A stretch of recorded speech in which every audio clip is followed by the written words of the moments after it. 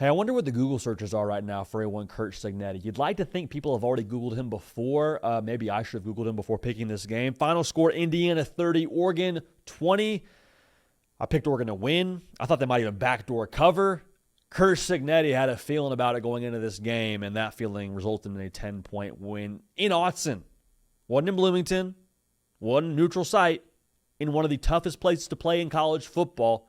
Indiana walked in their trap, took over their trap. Again, final score 30-20. The under did hit, which we're happy about financially. We'll break it down, though, from the Oregon side and the Indiana side. We'll unpack all that. If you're a college football sicko or you're a fan of either side of this matchup, make sure you're locked in because this is college football, nothing but college football. And we appreciate college football sickos like yourself watching this video for being subscribed and making this community what it is. Can we just say this? Indiana is legit good. And it sounds ridiculous to say out loud after a win like this, but just watch how the narrative starts to taper off. Well, Indiana, yeah, the day after it's a big win, but then you look at Monday and the question starts to bubble up. How good is Oregon really? Because their big win's over Penn State, and Penn State looks like hot dog water right now. How good is Oregon? Well, actually, how good is that win for Indiana? Well, Indiana, actually, yeah, I do love Hoosiers. I think about them as more of a basketball school. Cignetti's fun, sure, but I also remember last year they got mollywopped by Ohio State at their place, and then they went to the college football playoff, and it was like a battle for a little bit, but Notre Dame kind of controlled that game, right? Like Indiana, fun story, but that's all they are. This is not that. This Indiana team, I think, is substantially better and more dependable, more reliable than last year's Indiana team. And last year's Indiana team made the college football playoff, so make sure that's very, very clear. The burden of proof is on you if you don't think Indiana's that good. And that win, I think, is indicative of that. Oregon didn't play like their best brand of football, but Oregon didn't have like an off day. It wasn't like Oregon just didn't show up. Like Indiana straight up beat Oregon. Like, I want to make sure this is clear about what Indiana is doing right now. They are winning in ways that have to do with their personnel.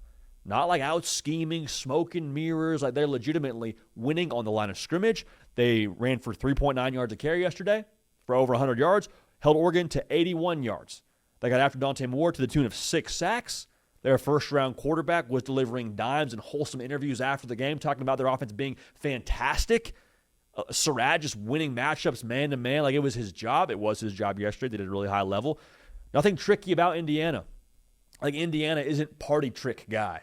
Everyone just likes to hang around because he's this cool card trick and he can chew a bottle of glass and just like draws a crowd. Like, Indiana's not like just party trick guy. They're legitimately well-rounded, good personality, good people skills. Like, that's Indiana. They're going to be good at any party they go to, whether it's Autzen, whether it's the Big Ten title game, which it looks more like that's going to be the case now if you're an Indiana fan.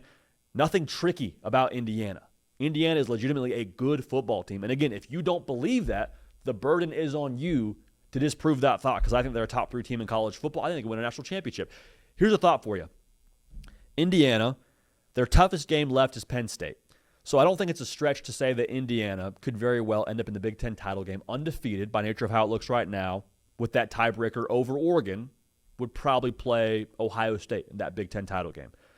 Let's just go ahead and say that the dream season for Indiana, though it could finish in a Big Ten championship and they get a bye in the first round of the college football playoff that way, what if Indiana loses in the Big Ten title game? Just what if they lose? They're the Big Ten runner-up with an undefeated regular season. What's the SEC champion looking like? Because I think the Big 12 champ right now will do our prediction show for the midway point of the season on our Wednesday show, so make sure you're locked in for that. Make sure you're subscribed. Texas Tech, probably undefeated. ACC, Miami, barring something unforeseen, probably undefeated. Ohio State could be undefeated if they beat Indiana. Again, big if. I'm not trying to throw you a curveball and tell you I think Indiana's losing the Big Ten championship. I'm not saying that. But what if you get a 1-loss Indiana team as a Big Ten runner-up and a 2-loss SEC champ? I don't know. I'm not saying I have the answer, but I'm just saying that world could still be a situation where Indiana gets a bye in the first round of the college football playoff. Now, if you're a Hoosier fan, you're saying, JD, Google Kurt Cignetti, again, you haven't done it enough. We're going to win the Big Ten. More power to you. Nothing to say against that. Just a little thought, something to think about when it comes to Indiana the rest of the way. Now, on the Oregon side, I said it before. I want to say it again. Don't do the whole revisionist, well, how good are they really for Oregon. Like, trust your eyes. It's a good football team. Did they play to their level yesterday? No. A big part of that is because Indiana's a good football team too. They got after Dante Moore. I am really curious to see how Oregon handles this loss. I was impressed by Indiana not being emotionally fragile yesterday. They throw the pick six, tie game. Fernando Mendoza could have gone in the dumps and woe is me, we're on the road. Like, nope, they stayed cool, handled it like a professional organization would, went right down the field, and handled business in that fourth quarter, win the football game. Does Oregon handle this loss in that same fashion as Fernando Mendoza handled that pick six?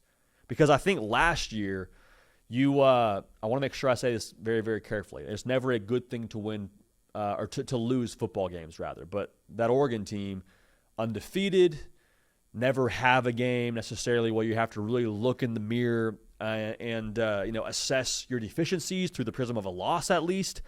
And I don't know if it would have made a difference in the college football playoff or not, but I do think that Dan Lanning is a head coach that won't waste this loss.